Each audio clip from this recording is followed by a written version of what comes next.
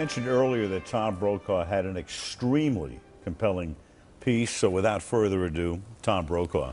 Now, this devastating earthquake in Chile is a reminder that when one country gets in trouble, it really does depend on the family of nations for help. That's been especially true between this country, Canada, and the U.S., of course. The ties between the United States and Canada are long and enduring, and not just in good times, it turns out. On September 11th, 2001, the people of Canada came to our aid, managing an unprecedented crisis in the skies. They also took care of tens of thousands of displaced passengers who arrived at their doorstep on short notice. This is the story of one small town that didn't get the attention it deserved in the chaotic aftermath of 9/11 in so many ways. It symbolizes the grace and the unselfish spirit of this very generous nation.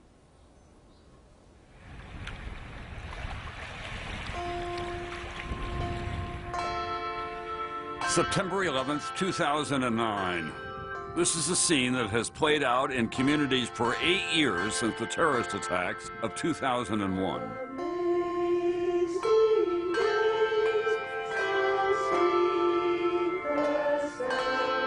But what makes this ceremony different is where it's taking place. This is the Appleton Peace Park near the town of Gander in Newfoundland, Canada, where during the tragedy of 9/11, there was a bright light on the better part of our humanity.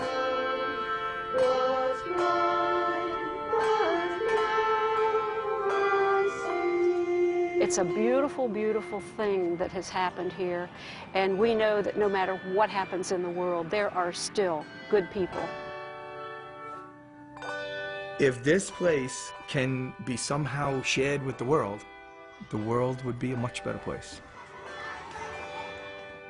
Here in Gander, amid the heartache, an autumn romance blossomed. Here, parents were constantly consoled as they faced wrenching pain.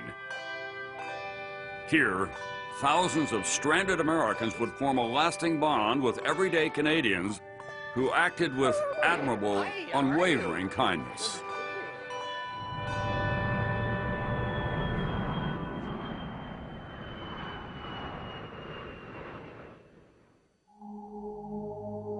We can never again look at the New York skyline without remembering that day, September 11th, when terrorists hijacked airliners loaded with passengers and jet fuel, flew them into the World Trade Center and killed 3,000 people, altering the lives of an untold number of others.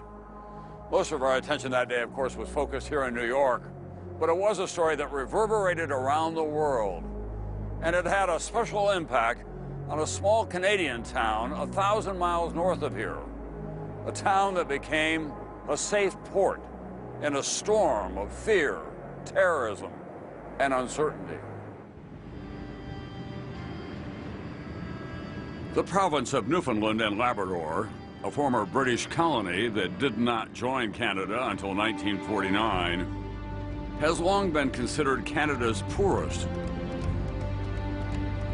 It is largely populated by descendants of Scots and Irish, living simply in often harsh conditions.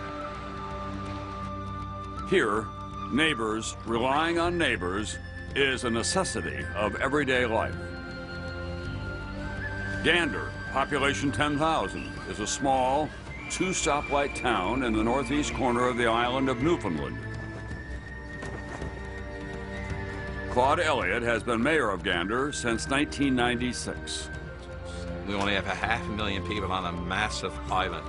We've come through some difficult times, and most Newfoundlanders survive with hard work, helping each other, and that's been passed on from generation to generation.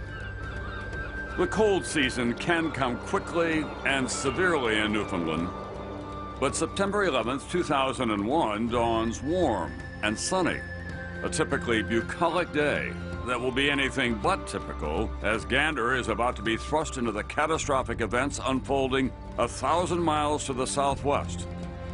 Its citizens to be challenged as never before. September 11, 2001 started as a normal day in Gander. While we were having coffee, someone said, There was a plane that crashed in New York in one of the Twin Towers. We had complaints of speeding on Airport Boulevard. It's the only 4-lane road that we have, and I was parked in front of the curling club. I had my car radio and I heard what was going on. And like a lot of people, I wouldn't believe that this was happening. And I said, that can't be true. It just can't be. It is such a pretty morning, isn't it? Perfect fall morning.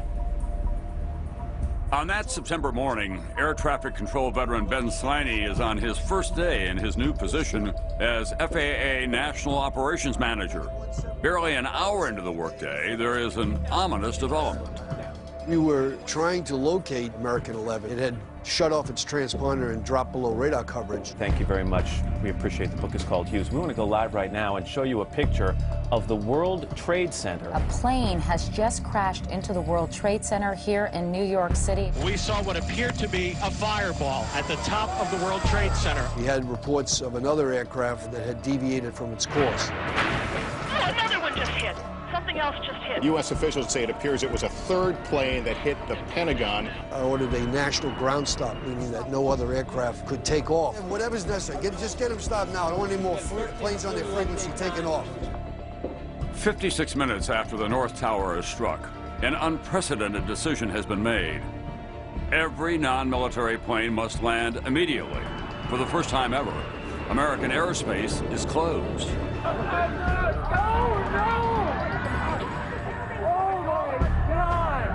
This is war. This is a declaration and an execution of an attack on the United States. The only way to really sort the situation out was to land everyone in our airspace. The FAA now says that all international flights headed for the United States are being diverted to Canada.